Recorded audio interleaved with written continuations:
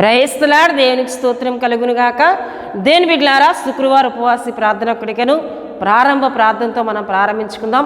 ప్రతి ఒక్కరూ కండ్లు మూసుకొని తలలు వంచి ప్రార్థనలో నాతో ఏకీపించాలని ప్రభుపేట తెలియజేస్తూ ఉన్నానండి. మహాపరిశుద్ధుడా, ప్రేమ కలిగిన తండ్రి, కృపగలిగిన యేసయ్య, మీ ఘనమైన నామమునకు వేలాది వందనములు, వేలాది కృతజ్ఞతా స్తోత్రములు చెల్లిస్తున్నాను నాయన. తండ్రి, జరుగుతున్న ఉపవాసి ప్రార్థన కొడికని దీవించండి. మీ సన్నిధి మా మధ్యన ఉంచండి. మీ ఆత్మను మాకు తోడుగా ఉంచమని ప్రార్థిస్తున్నాను తండ్రి. మీకు వందనాలు. ఉపవాసి ప్రార్థన కొడికలో ఎంతమంది అయితే ఏకీభించి వారి సమస్యల కొరకు ప్రార్థిస్తున్నారో వారందరి పక్షంగా మీ గొప్ప కార్యములను జరిగించమని ప్రార్థిస్తున్నాను నాయన. తండ్రి, నీకు వందనాలు. పాడుచున్న పాటలో మీరు ఉండండి, చెప్పబడుతున్న మీ మాటల్లో మీరు ఉండండి ప్రభువా. అయ్యా, ప్రతి ఒక్కరితో మీరు మాట్లాడమని ప్రార్థిస్తున్నాను తండ్రి. నీకు వందనాలు. బలపరచమని ప్రార్థిస్తున్నాను అయ్యా. నీ స్తోత్ర. నెమ్మది లేని వారిని జ్ఞాపకం చేసుకోండి, కృంగిన స్థితిలో ఉన్న వారిని జ్ఞాపకం చేసుకోండి. నీ మాట ద్వారా బలపరచమని ప్రార్థిస్తున్నాను. పరిశుద్ధాత్మదేవా, నీ స్తుతులు చెల్లిస్తున్నాను అయ్యా. తండ్రి, నీకు వందనాలు. చేస్తున్న ప్రార్థన అంతట్లో మీరు మాకు తోడుగా ఉండమని, ఉపవాసి ప్రార్థన కూడిక ప్రారంభము నుండి ముగింపు వరకు మీరు మాకు తోడుగా ఉండి నడిపించమని యేసు నామములో అడుగుచున్నాం తండ్రి. ఆమేన్. హల్లెలూయా, హల్లెలూయా. దేవుని బిడ్డలారా, ప్రార్థనలో నాతో ఏకీవించిన మీ అందరికీ నా శుభవందనాలు తెలియజేస్తూ ఉన్నానండి. ఈ సమయంలో బెసలేలు వచ్చి ఒక చక్కటి ఆత్మీయ గీతం పాడి ప్రభువును గనపరుస్తుంటుండగా తనతో పాటు కలిసి ప్రభువును గనపరచాలని ప్రభుపేట తెలియజేస్తూ ఉన్నానండి.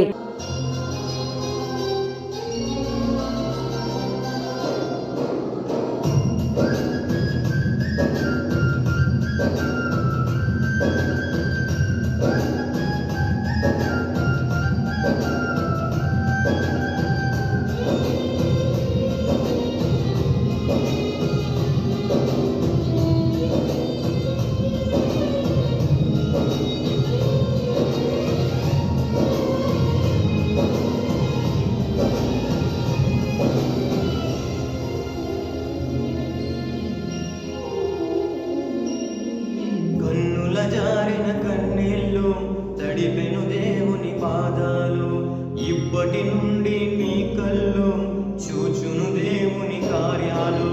కన్నుల జారిన కన్నీళ్ళు తడిపెను దేవుని పాదాలు, ఇప్పటి నుండి మీ కళ్ళు చూచును దేవుని కార్యాలు. ఉందిలే దీవెనా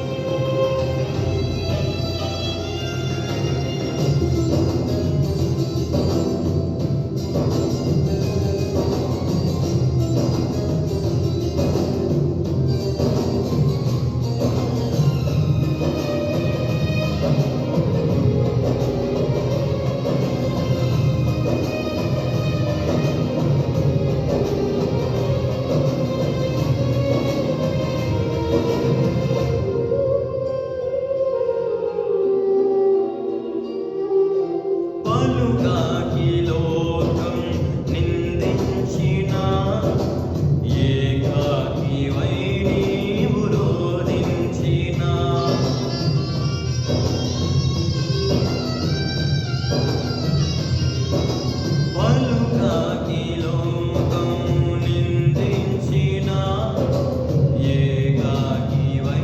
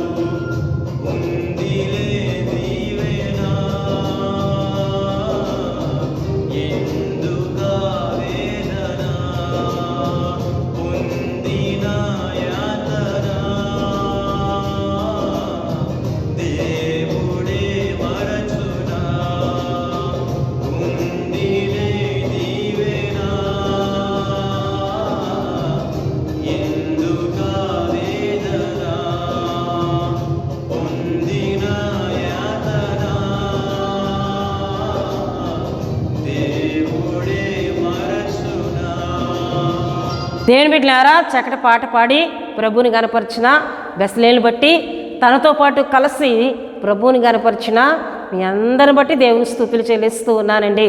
హల్లెలూయా, హల్లెలూయా. దేవుని బిడ్డలారా, ప్రతి శుక్రవారం ఈ విధంగా దేవుని మాటలు మీతో పంచుకునే కృపను దేవుడు అనుగ్రహిస్తున్న విధానాన్ని బట్టి కూడా నేను దేవునికి స్తుతులు చెల్లిస్తూ ఉన్నానండి. అంతేకాకుండా ప్రతి ఒక్కరూ కూడా దేవుని మాటలను వింటూ ఆత్మీయంగా బలపడుతున్నారు. మీ అందరి కొరకు ప్రార్థన చేస్తున్నామండి. చాలామంది మా కొరకు ప్రార్థన చేయండి అని వారి ప్రార్థనా విన్నపాలు మాకు తెలియజేస్తూ ఉన్నారు. వారందరి కొరకు భారంతో ప్రార్థన చేస్తున్నాం దేవుని బిడ్డలారా.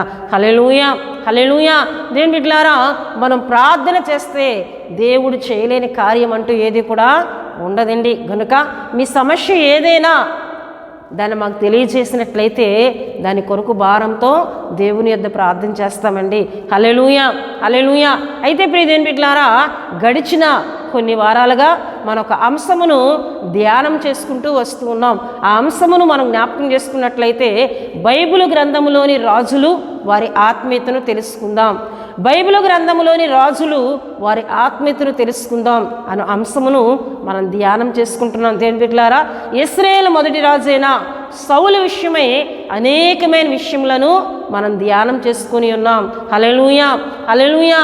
దేవుని బిడ్డలారా, సౌలు దావీదు మేలు చేస్తూ ఉన్నప్పటికీ కీడునే చేస్తూ ఉన్నాడు. ఈ విషయాలన్నీ కూడా మనం గడిచిన వారం తెలుసుకున్నామండి. అయితే దావీదు ప్రేమ కలిగిన వాడుగా సౌలు దావీదును చంపాలని ఎన్ని ప్రయత్నాలు చేసినా దావీదునకు దేవుడు తోడుగా ఉంటూ దావీదును తప్పిస్తూ ఉన్నట్లు మనం గడిచిన వారం చెప్పుకున్నాం.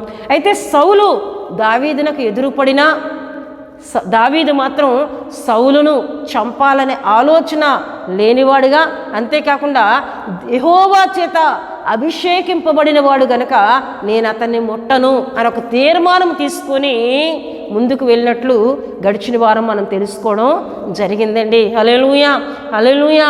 అయితే ప్రియ దేవుని బిడ్డలారా, ఈ వారం మరికొన్ని విషయములను మనం ధ్యానం చేసుకుందాం. ప్రతి ఒక్కరూ ప్రార్థనాపూర్వకంగా ఆసక్తిగా దేవుని మాటలను వినాలని ప్రభుపేట తెలియజేస్తూ ఉన్నానండి.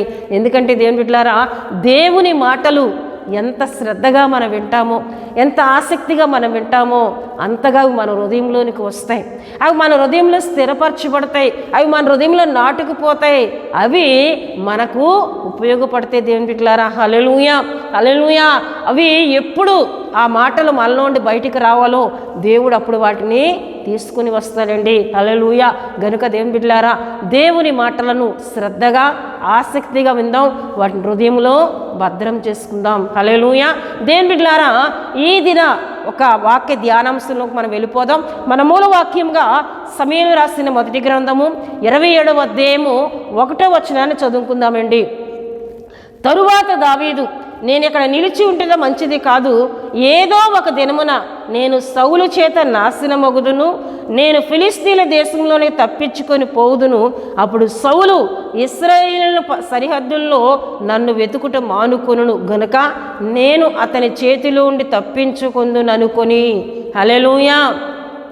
దావీదిక ఎంతకని నేను పరిగెత్తగలను, ఎంతకని నేను దాగుకొనగలను, గనుక ఇంక నేను ఇశ్రాయేలు దేశంలో నేను ఉండను, ఇక్కడి నుండి నేను ఫిలిస్తీ దేశంలోకి వెళ్ళిపోయినట్లయితే, ఎందుకంటే ఫిలిస్తీయులు సౌలులకు శత్రువులు గనక, ఫిలిస్తీన్ల దేశంలోనికి సౌలు అడుగు పెట్టలేడు గనక నేను అక్కడికి వెళ్ళిపోయినట్లయితే ఇక సౌలు నన్ను తరుముట మానుకుంటాడు అనే ఆలోచన దావీదు కలిగినప్పుడు దావీదు వెంటనే తన యొద్ద ఉన్న 600 మందిని తీసుకొని దేవుని బిడ్డలారా ఏమండి ఫిలిస్తీన్ల దేశమునకు వెళ్ళిపోయి అక్కడ ఆకీసు రాజునకు కనబడి గాతు వాడైన ఆకీసు రాజునకు కనిపించి దేవుని బిడ్డలారా అతనితో మాట్లాడి అతని దగ్గర తన విషయాలన్నీ తెలియజేసి మీరు నాకు ఇక్కడ ఉండడానికి ఒక స్థలం ఇచ్చినట్లయితే నేను నా జనులు ఉంటాం, మీకు ఏ హాని కూడా మేము కలుగు చేయము అని తను తాను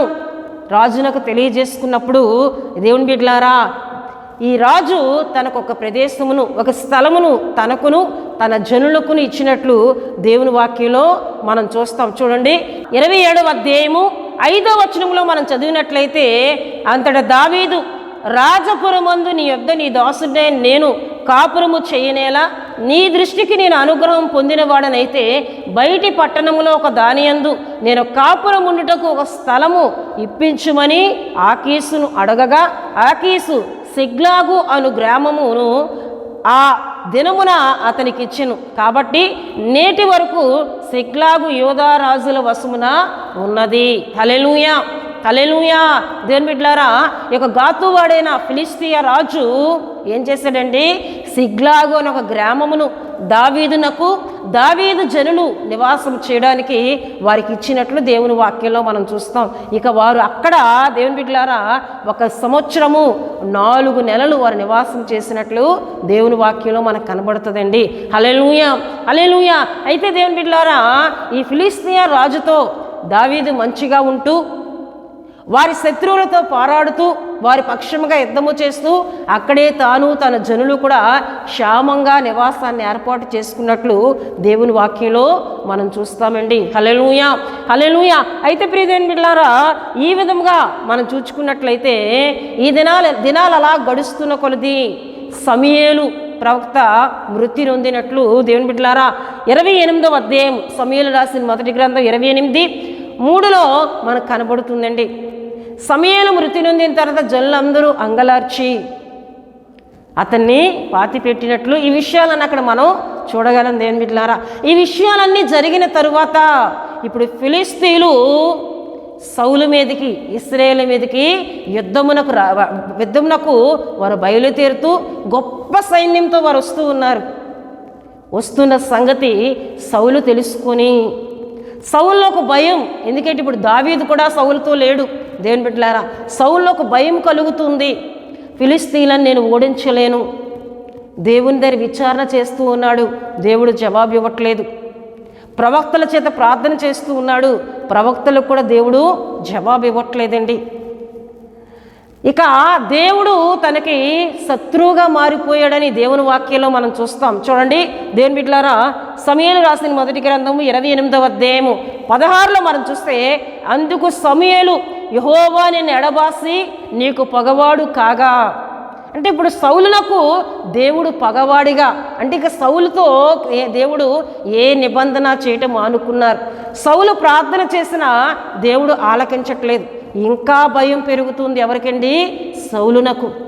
నేను ఇక ఫిలిష్తీయుల దగ్గర జయమును పొందుకోలేను, దేవుడు నాకు దూరం అయిపోయాడు, దేవునికి నేను దూరం అయిపోయాను, దేవుడు నా ప్రార్థన వినట్లేదు, ప్రవక్తలు ప్రార్థన చేసినా నా పక్షంగా దేవుడు ఆలకించట్లేదు. ఇప్పుడు తన కొరకు ప్రార్థన చేయడానికి తన మేలు కోరే సమూయేలు కూడా మృతి పొందాడు, సమూయేలు కూడా లేడు. దేవుని బిడ్డలారా, ఇప్పుడు సౌలు ఒంటరిగా ఉంటూ ఒక భయము, ఒక ఆందోళన, కలవరములో ఉన్నాడు. కలవరములో ఉన్న అతను ఇక ఏమి చేయాలో తోచక కర్ణ పిశాచం గలవారి యొద్దకు వెళ్ళి విచారణ చేయాలనే ఒక మనస్తత్వంలో కలిగింది. ఒకానొకప్పుడు దేవుని బిడ్డలారా, ఈ సౌలే దేశంలో ఎవరిని కూడా కర్ణ పిశాచములు గలవారిని కానీ, శకునగాడులు కానీ, చిల్లంగితనం కలిగిన వారిని కానీ ఎవరిని కూడా ఉండనివ్వకుండా వారందరినీ పూర్తిగా దేశం నుండి తరిమి వేసినట్లు దేవుని వాక్యంలో మనం చూస్తాం. అంటే దేశం ఇక దేశంలో ఉన్న ప్రజలు దేవుని దగ్గరే విచారణ చేయాలి, దేవునికి వ్యతిరేకమైనది ఏది ఉండకూడదని దేవుడు సౌలే ఒక దినాన్ని అందరినీ తరిమివేశాడు. దేవుని బిడ్డలారా, అయితే ఇప్పుడు తన పనివారిని పిలిచి అడుగుతున్నాడు, ఎవరైనా ఉన్నారా కర్ణ పిశాచం కలిగిన వారు మన గురించి విచారణ చేయడానికి? అంటే వారు చెప్తూ ఉన్నారు, పలానా స్థలంలో ఒక స్త్రీ ఉంది, ఆమె దగ్గరికి వెళ్ళినట్లయితే ఆమె మనకు చెప్పగలదు అని. దేవుని బిడ్డలారా చూడండి, 28వ అధ్యాయంలో మనం చూసినట్లయితే 8వ వచనం నేను చదువుతూ ఉన్నానండి. 28వ అధ్యాయం 7 నుండి మనం చదువుకున్నట్లయితే, అప్పుడు సౌలు, నా కొరకు మీరు కర్ణ పిశాచం గల ఒక స్త్రీని కనుగొనిడి, నేను పోయి దాని చేత విచారణ చేతునని తన సేవకులకు ఆజ్ఞగా వారి చిత్తము ఎందోదులో కర్ణ పిశాచం గల ఒకటి ఉన్నదని అతనితో చెప్పిరి.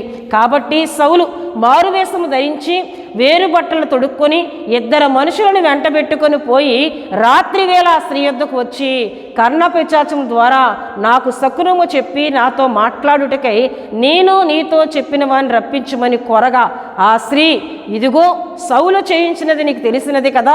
కర్ణపిశాచం గలవారిని చెల్లంగి వారిని అతడు దేశంలో ఉండకుండా నిర్మూలము చేసిన కదా. నీవు నా ప్రాణము కొరకు ఉరియొగ్గి నాకు మరణమే రప్పింతువు అని అతనితో అనెను. అందుకు సౌలు, యెహోవా జీవము తోడు, దీనిని బట్టి నీకు శిక్ష ఎంత మాత్రము రాదని యెహోవా నామమున ప్రమాణము చేయగా. అంటే ఒకనొకప్పుడు ఆ స్త్రీ అంటుంది, ఇశ్రాయేలు రాజు అయిన సౌలు కర్ణపిశాచం గలవారిని చెల్లంగితనం గలవారిని దేశంలో నుండి నిర్మూలన చేశాడు కదా. ఇప్పుడు అక్కడి నుండే నీవు వచ్చావు అంటే ఇతను మారు వేషంలో వచ్చాడు. అతడు సౌలని ఇశ్రాయేలు రాజుని ఆమె గుర్తుపట్టలేకుండా వచ్చాడండి. సౌలు పంపించాడు కదా, అక్కడి నుండే నువ్వు వచ్చినట్లున్నావు. ఇప్పుడు ఎలా వచ్చావు? నేను నీకు ఏదైనా తెలియజేస్తే మళ్ళీ సౌలు రాజు ద్వారా నాకు మరణమే, నాకు శిక్ష అంటే సౌలు అంటున్నాడు, ఏమాత్రం నీకు శిక్ష రాదు అని మాట్లాడుతూ ఉంటుండగానే దేవుని బిడ్డలారా, దేవుడు సౌలులకు బుద్ధి చెప్పుటకై ఆ స్త్రీ ఇంకా మాట్లాడుతూ ఉంది కూర్చొని. ఆ స్త్రీ చూస్తూ ఉండగా ఏ స్థలం నుంచి అయితే ఆమె ఆత్మను రప్పిస్తుందో ఆ స్థలం నుండి సమూయేలు యొక్క ఆత్మ వస్తూ ఉంది.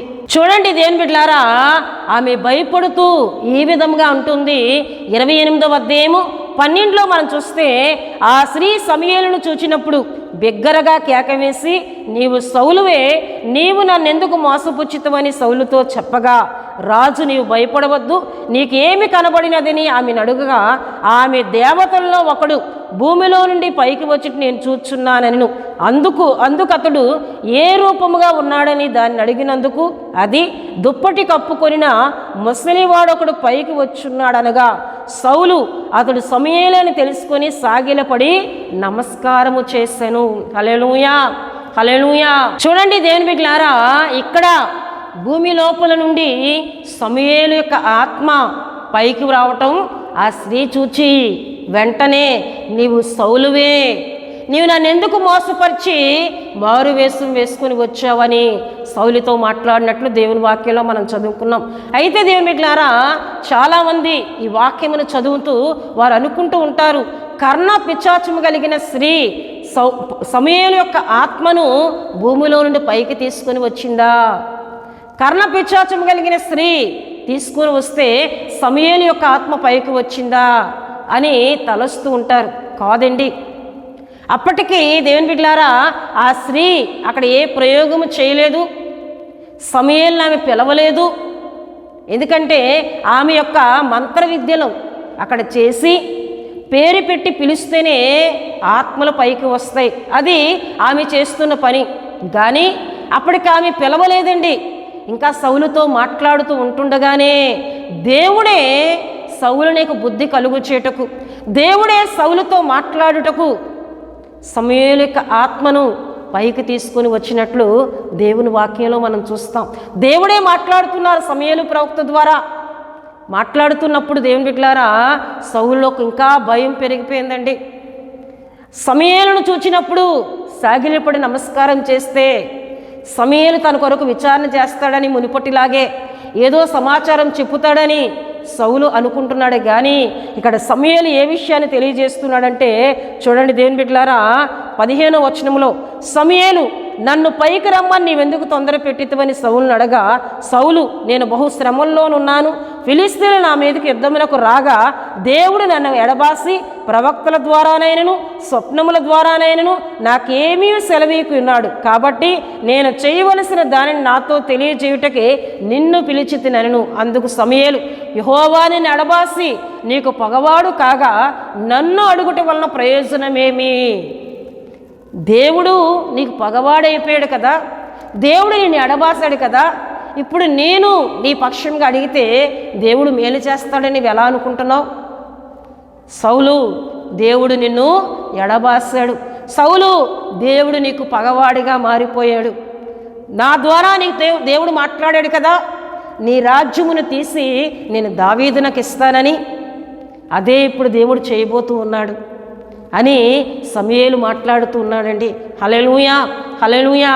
దేవుని బిడ్డలారా, దేవుని ఆత్మ ఎప్పుడు విడిచిపోతుంది?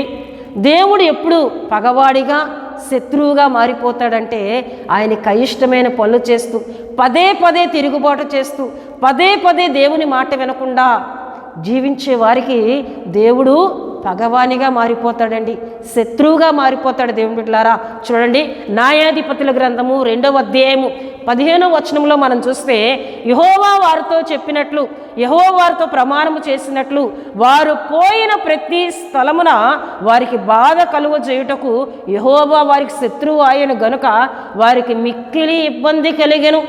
ఇక్కడ ఇశ్రాయేలు ప్రజలు దేవుని మాట వినక, దేవుడు వారితో చెప్పినది చేయక, దేవుడు శత్రువులను బొత్తిగా నిర్మూలము చేయమంటే వారిని నిర్మూలము చేయకుండా శత్రువులను వారి పక్కనే ఉంచుకోవడాన్ని బట్టి ఇప్పుడు వారు వీరికి ఉరిగాను ముళ్ళగాను మారిపోయారు. దేవుని బిడ్డలారా, ఇప్పుడు వారి ద్వారా వీరికి ఇబ్బంది కలుగుతుంది, శ్రమ కలుగుతుంది. వారు ప్రార్థిస్తున్నారు అయ్యా అని, కానీ దేవుడు ఎలా మారిపోయారంటండి, యెహోవా వారికి శత్రువుగా మారిన గనుక వారికి మిక్కిలి ఇబ్బంది కలిగెను.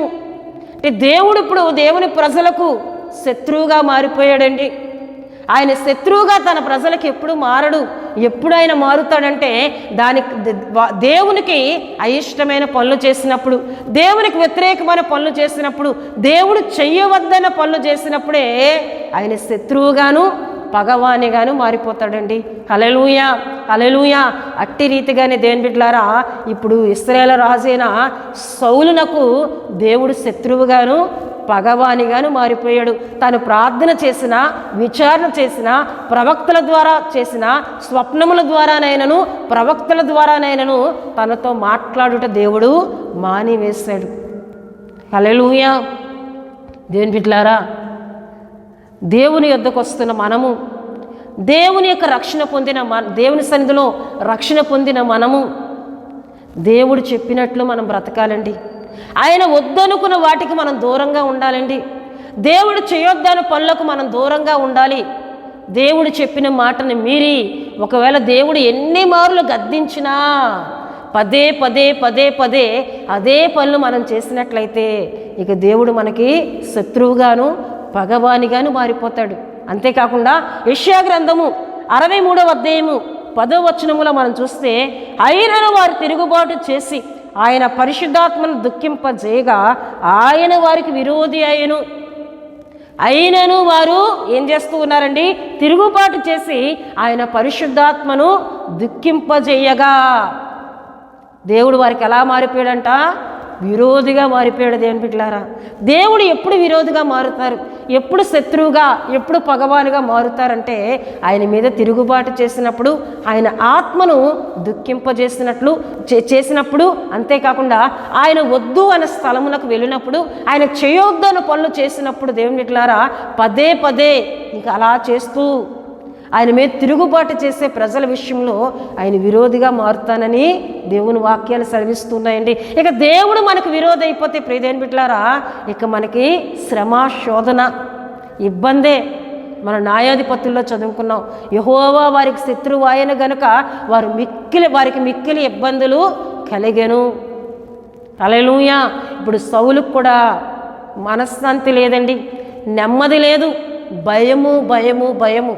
ఫిలిస్తీన్లు గొప్ప సైన్యంతో వస్తున్నారు, వారు నేను జయించలేనే, ఇప్పుడు దేవుడు నాతో మాట్లాడట్లేదే, ప్రవక్తల ద్వారా కూడా దేవుడు నాతోనూ మాట్లాడుటలేదు అని చెప్పి సౌలులో ఒక భయము పట్టుకుంది. దేవుని బిడ్డలారా, ఎందుకండి ఇంత శ్రమ తెచ్చుకోవాలి? దేవుడు చెప్పినట్లు వింటే దేవుడు సౌలుని ఎంత ప్రేమించాడు, తను దేవుణ్ణి ఎంతగా ప్రేమించి ఇశ్రాయేలు ప్రజల మీద మొదటి రాజుగా దేవుడు ఏర్పరిచారు. సౌలునకు దేవుడు తోడుగా ఉన్నారు, సౌలుకు దేవుడు కొత్త మనసునిచ్చారు, సౌలును దేవుడు తన ఆత్మతో నింపారు, సౌలు గొప్ప జయాలు గుండా దేవుడు నడిపించాడు. అయినా సౌలు పదే పదే పదే పదే దేవుని ఆత్మను దుఃఖపరుస్తూ, ఆయన ఆజ్ఞను మీరుతూ, ఆయన చెయ్యొద్దన్న పనులు చేస్తూ దేవునికి వ్యతిరేకగానే బ్రతికాడు తప్ప ఆయన సంతోషపరిచే సందర్భాలు మనకి కనబడవు. దేవుని బిడ్డలారా, హల్లెలూయా, హల్లెలూయా. గనుకనే ఇక దేవుడు పూర్తిగా సౌలుని విడిచిపెట్టి ఇక ప్రవక్తలు సౌలు పక్షంగా ప్రార్థన చేసినా వినలేని మనసును దేవుడు కలిగి ఉన్నాడండి. హల్లెలూయా. దేవుని బిడ్డలారా, మనం ఇటువంటి స్థితిని తెచ్చుకోకూడదండి.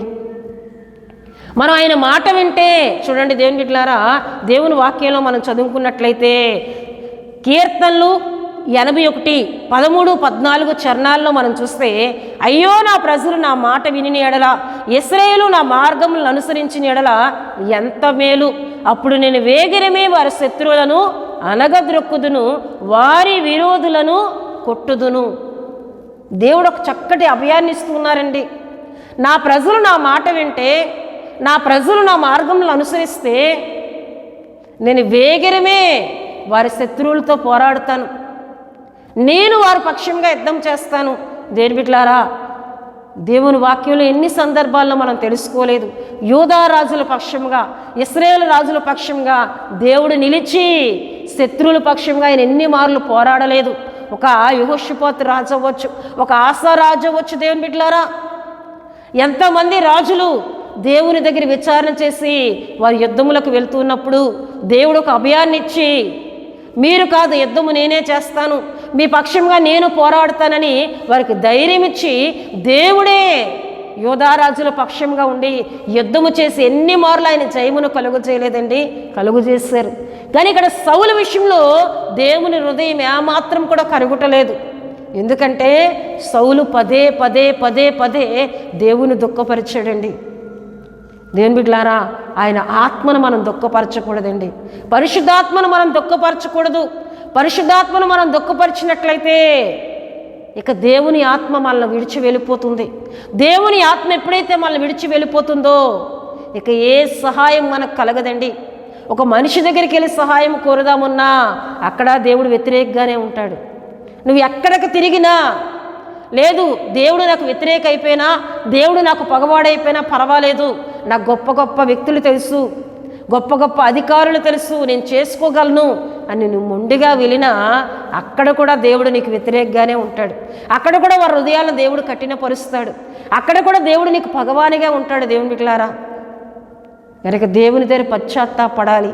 అయ్యా, నీ వద్దన్న పనులు నేను చేశాను, చేయకూడని పాపములు నేను చేశాను, నువ్వు పదే పదే సేవకుల ద్వారా గద్దించినా, పదే పదే నువ్వు నాతో మాట్లాడినా నేను సరి చేసుకోలేదయ్యా. అదే బలహీనతలో, అదే వ్యసనాల్లో, అదే పాపములో నన్ను ఎవరు చూడట్లేదని ముందుకు వెళ్ళాను. ఇప్పుడు నేను ఎంత ప్రార్థన చేసినా నాకు ఏ సహాయం కలగట్లేదయ్యా.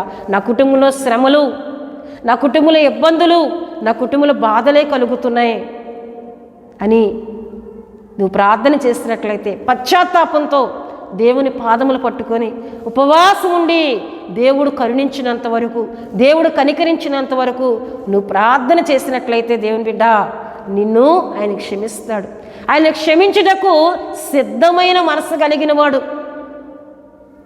సౌలు విషయంలో ఆయన కఠినంగా ఉన్నాడు కదా, అదే కఠినత్వం నా విషయంలో కూడా ఉంటాడేమో అని ప్రార్థన చేయడం మానవద్దు. దేవుడు కరుణిస్తాడు. ఆయన ఎవరిని కరుణింపగోరినో వారిని ఆయన కనికరిస్తానంటున్నారు. ఎవరిని కనికరిస్తాడో వారిని కనికరిస్తానని దేవుని వాక్యం సెలవిస్తుంది. నువ్వు పశ్చాత్తాపడి నిజమైన పశ్చాత్తాపం పొంది నువ్వు మారు మనసు పొందితే నిన్ను ఆయన క్షమిస్తానంటున్నారు. నీ పక్షంగా ఆయన కార్యాలు చేస్తానని ఉపవాస ప్రార్థన కొడుకులో దేవుడు మాట్లాడుతూ ఉన్నాడు. హల్లెలూయా, హల్లెలూయా. చూడండి దేవుని బిడ్డలారా, ఇప్పుడు సౌలు పరిస్థితి ఎటూ తోచలేని స్థితిలోకి వెళ్ళిపోయాడు. ఇక ఎవరి ద్వారా సహాయము తనకి లేదు, తను ఒంటరి అయిపోయాడండి. సమూయేలు ద్వారా దేవుడు మాట్లాడుతున్నారు. 17వ వచనంలో మనం చదివినట్లయితే, యెహోవా తన నోటి మాట తన పక్షముగానే నెరవేర్చున్నాడు, నా ద్వారా ఆయన సెలవిచ్చినట్లు నీ చేతిలోండి రాజ్యమును తీసివేసి నీ పొరుగువాడైన దావీదునకు దాన్ని ఇచ్చి ఉన్నాడు. యెహోవా ఆజ్ఞకు నీవు లోబడక అమాలేకుల విషయంలో ఆయన తీక్షణమైన కోపము నెరవేర్చకపోయిన దానిని బట్టి యెహోవా నీకు ఈవేళ ఈ ప్రకారంగా చేయుచున్నాడు. యెహోవా నిన్నును ఇశ్రాయేలును ఫిలిష్తీయుల చేతికి అప్పగించును. యెహోవా ఇశ్రాయేలు దండును ఫిలిష్తీయుల చేతికి అప్పగించును. రేపు నీవును నీ కుమారులను నాతో కూడా ఉందురు అని సౌలుతో చెప్పగా. చూడండి దేవుని బిడ్డలారా, ఇక దేవుని కోపము పూర్తిగా సౌలు మీదకి వచ్చేసిందండి. ఇగో నీ రాజ్యము తీసి నీ పొరుగువాడైన దావీదునకు దేవుడు ఇస్తానని నా ద్వారా ఆ దేవుడు మాట్లాడిన మాటను ఆయన నెరవేర్చబోతున్నాడు. అంతేకాకుండా నీవు అమాలేకుల విషయంలో దేవుడు పూర్తిగా నిర్మూలన చేసి నా కోపమును అక్కడ నీవు నెరవేర్చాలన్నప్పుడు నువ్వు అలా చేయలేదు గనక, నీవు దేవుని ఆజ్ఞను మీరావు గనక దేవుడు నిన్ను విడిచిపెట్టి ఉన్నాడు అని చెప్పుతూ, రేపు ఈ వేళకు నీవును నీ కుమారులను నాతో కూడా ఉందురని. అంటే దేవుని బిడ్డలారా, సమూయేలు మృతి పొందినట్లుగానే సౌలు యొక్క కుమారులు కూడా రేపు ఈ వేళకు మృతి పొంది నాతో కూడా ఉండబోతున్నారు. రేపు మీరు మరణమవబోతున్నారు. దేవుడు ఫిలిస్తీన్ల చేతికి మిమ్మల్ని అప్పగింపబోతున్నాడు అని ఇక్కడ సమూయేలు మాట్లాడి ఇక ఆయన వెళ్ళిపోయినట్లు దేవుని వాక్యంలో మనం చదువుకున్నాం. హల్లెలూయా, హల్లెలూయా. ఇక సౌలు భోజనం మానివేసి దిగులుతో, బెంగతో, భయముతో సొమ్మసిల్లిపోయాడు. దేవుని బిడ్డలారా, ఈ విషయాలన్నీ కూడా మనకి 20 నుండి 25 వరకు చదివితే మనకు కనబడుతుంది. భోజన పానములు మాని తను సొమ్మసిల్లిపోయినప్పుడు ఈ కర్ణ పిశాచం కలిగిన స్త్రీ వచ్చి, అయ్యా మీరు కొంత భోజనం చేయండి, చాలా నీరసిల్లిపోతున్నారన్నప్పుడు, నేను చెయ్యను అంటే ఒక భయము సౌలును ఆవరించిందండి.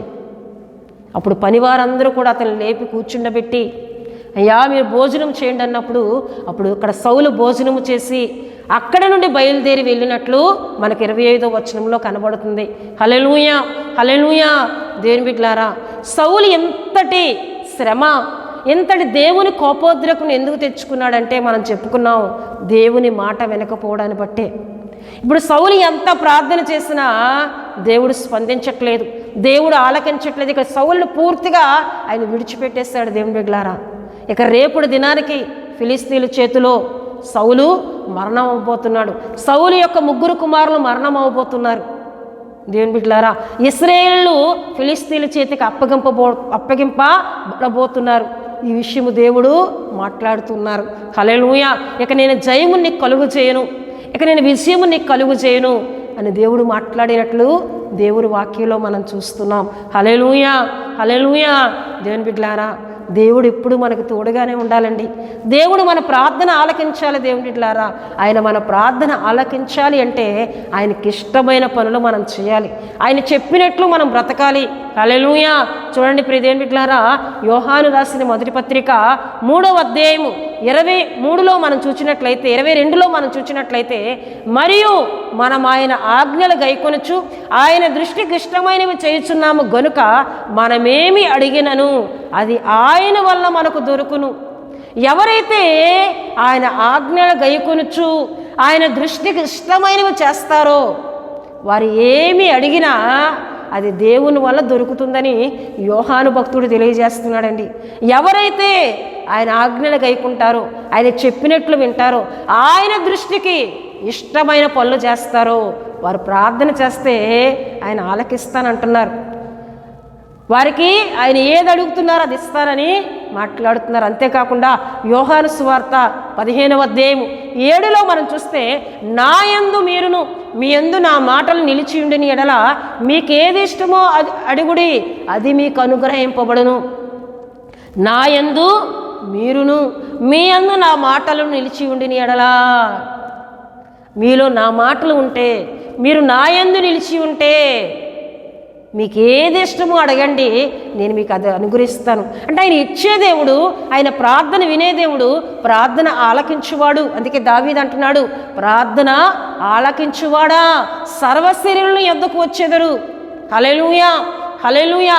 ఆయన ఆలకించే దేవుడు, సహాయం చేసే దేవుడు, మేలు చేసే దేవుడు. అయితే ఎప్పుడు ఆయన కఠినం అవుతారు, ఎప్పుడు ఆయన పగస్తుడవుతాడు, ఎప్పుడు శత్రువు అవుతాడు, ఎప్పుడు విరోధవుతాడు మనం చెప్పుకున్నాం. ఆయన మాటను మనం వినకపోతే, ఆయన మీద మనం తిరుగుబాటు చేస్తే, పరిశుద్ధాత్మను దుఃఖపరిచే పనులు పదే పదే మనం చేస్తూ ఉంటే ఆయన మన విరోధిగా మారుతానని దేవుని వాక్యాల ద్వారా మాట్లాడుతున్నారండి. హల్లెలూయా, హల్లెలూయా. గనుక దేవుని బిడ్డలారా, ఈ వారమునకు ఎంతటితో నేను ముగిస్తూ ఉన్నాను. వచ్చే వారం సౌలు యొక్క మరణము ఏ స్థితిలో ఉందో, సౌలు ఏ రీతిగా మరణం పొందాడో వచ్చే వారం మనం ధ్యానం చేసుకుందాం. హల్లెలూయా. అంతేకాకుండా దేవుడు దావీదు ప్రార్థన చేస్తే ఎలా స్పందించబడుతున్నాడు, సౌలు ప్రార్థన చేస్తే దేవుడు వినట్లేదు. కానీ దావీదు దేవుని దగ్గర దుఃఖపడుతూ ప్రార్థన చేస్తే వెంటనే దావీదు విషయంలో దేవుడు ఎలా స్పందించబడుతున్నాడు, ఈ విషయాలు వచ్చే వారం మనం ధ్యానం చేసుకుందామండి. హల్లెలూయా, హల్లెలూయా. కనుక దేవుని బిడ్డలారా, ఆయన మాట విందాం, ఆయన ఆత్మను మనం సంతోషపడదాం, ఆయన చెప్పినట్లు మనం బ్రతుకుదాం, ఆయనకి ఇష్టమైన పనులు మనం చేద్దాం. దేవుడు మన ప్రార్థన విని ఆయన ద్వారా సమాధానమును మనం పొందుకుందాం. సౌలు వంటి వ్యతిరేక మనస్తత్వములకు, సౌలు వంటి తిరుగుబాటు మనస్తత్వం మనం చోటు ఇవ్వక దేవుని సంతోషపరిచే ఆత్మీయతల ముందుకి వెళ్ళి దేవుని ద్వారా మేలు దీవెన పొందుకుందాం. దేవుడు తన పరిశుద్ధ వాక్యమును దీవించునుగాక. ఆమేన్. దేని బిడ్డలారా, ఇంతవరకు దేవుని మాటలను మనం విన్నాం. సమయంలో ముగింపు ప్రార్థనతో ఉపవాసి ప్రార్థన కుడికను మనం ముగించుకుందాం. ప్రతి ఒక్కరూ కండ్లు మూసుకొని తల వంచి ప్రార్థనలో నాతో ఏకీభించాలని ప్రభుపేట తెలియజేస్తూ ఉన్నానండి. మహాపరిశుద్ధుడా, ప్రేమ కలిగిన తండ్రి, కృప కలిగిన యేసయ్య, మీ ఘనమైన నామమునకు వేలాది వందనములు, వేలాది కృతజ్ఞతాస్తుతులు చెల్లిస్తున్నాను నాయన. ఇంతవరకు మీ సన్నిధిని మాతో ఉంచారు, మీకు వందనాలు అయ్యా. మీరు ఎన్నో మాటల ద్వారా మాతో మాట్లాడారు ప్రభువా, నీ స్తోత్రాలు దేవా. మిమ్మల్ని సంతోషపరిచే, మీకు ఇష్టమైన పనులు చేస్తే ఆత్మీయతలోనే మమ్మల్ని ఉంచమని ప్రార్థిస్తున్నాను. నీకు వ్యతిరేకంగా మేము జీవిస్తే, నీ మాట మేము వినకపోతే, మీ మీద మేము తిరుగుబాటు చేస్తే అయ్యా, నువ్వు మాకు పగవానిగా మారిపోతాను అంటున్నావు, శత్రువుగా మారిపోతాను అంటున్నావు. అలా ప్రభువా, నీకు మేము దూరం అయిపోతే ఇగో మేము ఇబ్బందులు, శ్రమలు, శోధనలు ప్రభువా, అవి మేము తెచ్చుకోకుండా నీ మాట వినే ఆత్మీయతలోనే మేమందరం ఉండగలిగినట్లు సహాయం చేయండి. పరిశుద్ధాత్మదేవా, మీ స్తోత్రములు. యేసయ్యానికి వందనాలు. ఈ మాటలు విన్న బిడ్డలందరినీ మీరు దీవించండి ప్రభువా. పరిశుద్ధాత్మ తండ్రి, నీకు స్తుతులు చెల్లిస్తున్నాను. మహోన్నతుడానికి వందనాలు చెల్లిస్తున్నాను నాయన. ఈ ప్రార్థనలో ఏకీభిస్తున్న వారందరినీ ప్రభువా మీ చేతులకు అప్పగిస్తున్నాను తండ్రి. మీరు జ్ఞాపకం చేసుకోండి ప్రభువా. ఎవరైనా బలహీనలుగా ఉండినట్లయితే, ఏదైనా దీర్ఘకాల వ్యాధులతో, అనారోగ్యంతో, ఇగోనైనా మానసిక వ్యాధులతో బాధింపబడుతున్నట్లయితే అయ్యా, ఈ సమయంలో మీ గాయపడిన హస్తం ద్వారా వారి సర్వ శరీరమును తాకమని ప్రార్థిస్తున్నాను. ప్రతి విధమైన బలహీనత నుండి, మానసిక వ్యాధుల నుండి, శరీర రోగముల నుండి నజరేయుడైన యేసుక్రీస్తు నామములో విడుదల కలుగు చేయమని ప్రార్థిస్తున్నాను. స్వస్థతను కలుగు చేయమని ప్రార్థిస్తున్నాను. పరిశుద్ధాత్మదేవా, మీకు వందనాలు. అలాగే సమాధానము లేని కుటుంబాలకు సమాధానం దయచేయండి. ఎన్నో కుటుంబాలు ప్రభువా సమాధానము లేదు, నెమ్మది లేదు, రక్షణ లేదు, అపవాది బంధకాల్లో బంధింపబడి ఉన్నారయ్యా. అట్టి కుటుంబాలు మీ చేతులకు అప్పగిస్తున్నాను. వారిని విడిపించండి ప్రభువా, వారిని రక్షించండి తండ్రి. వారికి సమాధానము, నెమ్మది కలుగు చేయమని సంధిలో ప్రార్థిస్తున్నాను. పరిశుద్ధాత్మదేవా, మీ స్తోత్రాలు. మహోన్నతుడానికి వందనాలు చెల్లిస్తూ ఉన్నాను. అలాగే తండ్రి, వారు మహోన్నతుడానికి వందనాలు. మమ్మల్ని ప్రేమిస్తూ మా కొరకు ప్రార్థిస్తున్న కుటుంబాలన్నింటినీ మీరు దీవించండి. వారి కుటుంబంలో ఉన్న యవన బిడ్డల భవిష్యత్తును మీరు ఆశీర్వదించండి. ఉద్యోగములు లేని వారికి ఉద్యోగములు దయచేయండి. వివాహము కాని యవన బిడ్డలకు చక్కటి ప్రభా మీ చిత్తములో, మీ సంకల్పంలో ఉన్న కుటుంబాలను ఏర్పరచమని ప్రార్థిస్తున్నాను. పరిశుద్ధాత్మదేవా, మీ స్తోత్రాలు. అలాగే సంతానము లేని వారికి సంతానం దయచేయండి ప్రభువా. రక్షణ లేని వారికి రక్షణ దయచేయండి ప్రభువా. అయ్యా, నీకు వందనాలు చెల్లిస్తున్నాను. ప్రతి కుటుంబం చుట్టూ నీ కాపుదల ఉంచండి. అలాగే తండ్రి, హోలీ గాడ్ ప్రేయర్ ఫెలోషిప్ వైజాగ్ను మా ఛానల్ సబ్స్క్రైబ్ చేసుకున్న కుటుంబాలందరినీ దీవించండి. ఎంతోమంది మా కొరకు ప్రార్థన చేయండి అని వారి ప్రార్థన విన్నపాలు తెలియజేస్తూ ఉన్నారు. వాటన్నిటినీ యేసుక్రీస్తు నామములో సఫలపరచండి. వాటన్నిటినీ యేసుక్రీస్తు నామములో మీ సన్నిధిలో పెడుతున్నానయ్యా. వాటన్నిటినీ యేసు నామములో ప్రభు మీరు నెరవేర్చి సమాధానం వారికి దయచేయమని ప్రార్థిస్తున్నాను. తండ్రి, నీకు వందనాలు. మహోన్నతుడాని స్తుతులు చెల్లిస్తున్నానయ్యా. సేవకుల కుటుంబాలను మీ చేతులకు అప్పగిస్తున్నాను. ఎంతోమంది సేవకులు ఆర్థిక ఇబ్బందుల్లో ఉన్నారు. ఇగోనైనా మందిరములు కట్టలేని పరిస్థితిలో ఉన్నారు. ఇగోనైనా మందిరాన్ని స్థలము కొనలేని స్థితిలో ఉన్నారు. అట్టి సేవకులకు ప్రభావ మీ సహాయం కలుగు చేయండి. చక్కటి మందిరములు అయ్యా, చక్కటి మీ ఆర్థిక సహాయమును కలుగు చేయమని సందులో ప్రార్థిస్తున్నాను. మారుమూల ప్రాంతాల్లో పరిచర్య చేస్తున్న సేవకులను దీవించండి అయ్యా. వారి ఆరోగ్యములపై నీ కృపనుంచండి. వారు చేస్తున్న పరిచర్యలు మీరు దీవించమని ప్రార్థిస్తున్నాను. తండ్రి, మీకు వందనాలు చెల్లిస్తున్నానయ్యా. తండ్రి, నీకు స్తుతులు చెల్లిస్తున్నాను. అలాగే దేవా, మా దేశము చుట్టూ మీ కాపుదల ఉంచండి. దేశ సరిహద్దుల్లో నెమ్మది, సమాధానం దయచేయండి. ప్రపంచ దేశాల మధ్య నెమ్మది ఇవ్వండి, సమాధానం ఇవ్వండి. అయ్యా, నీకు వందనాలు చెల్లిస్తూ ఉన్నాను తండ్రి. మా దేశంలో ఉన్న రైతులను మీరు దీవించండి. చక్కటి ఇగో నన్ను పంటలు పండి మా దేశంలో సమృద్ధి అయిన ఆహారం ఉండినట్లు మీరు దీవించండి అయ్యా. కరువు కలిగిన దేశమునకు ఆహారం పంపించే దేశముగా మా దేశమును దీవించమని ప్రార్థిస్తున్నాను తండ్రి. నీకు వందనాలు చెల్లిస్తున్నాను ప్రభువా. మహోన్నతుడానికి వందనాలు చెల్లిస్తూ ఉన్నాను. దయగలిగిన దేవుడానికి స్తోత్రాలు. దేశ నాయకులను, ప్రధానులను, అధికారులను మీరు దీవించండి. వారి పరిపాలన మీరు ఆశీర్వదించమని ప్రార్థిస్తున్నాను. మా దేశంలోని ప్రతి రాష్ట్రమును, రాష్ట్ర నాయకులను మీ చేతుల్లో పెడుతున్నాను తండ్రి. దీవించండి ప్రభువా. మహోన్నతుడానికి వందనాలు చెల్లిస్తున్నానయ్యా. మా పట్టణంపై నీ కృప, మా గ్రామాలపై నీ కృప ఉంచమని ప్రార్థిస్తున్నాను తండ్రి. నీకు వందనాలు. స్థానిక మా సంఘ కుటుంబములన్నిటినీ మీ చేతులకు అప్పగిస్తున్నాను. మా సంఘ బిడ్డలందరి చుట్టూ నీ కాపుదలు ఉంచండి అయ్యా. వారికి ఇచ్చిన ఆత్మీయతను బట్టి నీకు స్తోత్రాలు. ఇంకా నీ కృపలో మా సంఘ బిడ్డలు నడిపించమని ప్రార్థిస్తూ ఉన్నాను తండ్రి. నీకు వందనాలు అయ్యా. మేము చేస్తున్న పరిచర్యను దీవించండి ప్రభువా. మా పరిచర్యలు ఎన్నో అక్కర్లు ఉన్నాయి, ఎన్నో అవసరతలు ఉన్నాయి ప్రభువా. అయ్యా పరిచర్యలో మేము ముందుకు వెళ్ళడానికి ఎన్నో అవసరతలు ఉన్నాయి. వాటన్నిటి విషయంలో ప్రభువా ఆర్థికంగా మమ్మల్ని బలపరచండి. ఆర్థికంగా మీ సహాయం మాకు కలుగు చేసి మరి ఎక్కువగా నీ పని చేయనట్లు ప్రభువా మమ్మల్ని వాడుకోమని ప్రార్థిస్తున్నాను తండ్రి. నీకు వందనాలు. మరొకసారి ఈ ప్రార్థనలో ఏకీపిస్తున్న వారందరినీ మీ చేతులకు అప్పగిస్తూ మా ప్రార్థనలన్నింటినీ విన్నందుకు నీ స్తుతులు చెల్లిస్తూ యేసు నామములో అడుగుచున్నాం తండ్రి.